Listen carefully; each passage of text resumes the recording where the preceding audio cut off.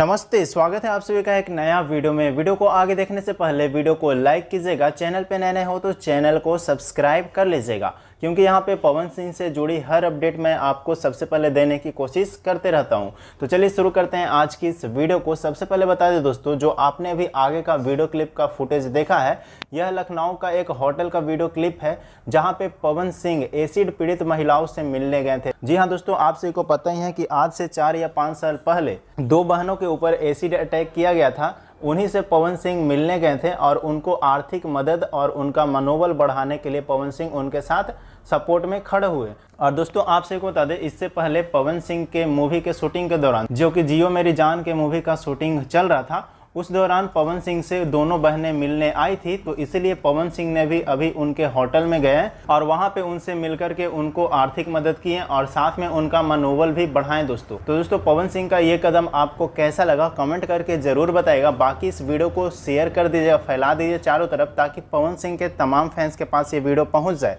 मिलते हैं किसी नए वीडियो के साथ में, तब तक के लिए धन्यवाद दोस्तों।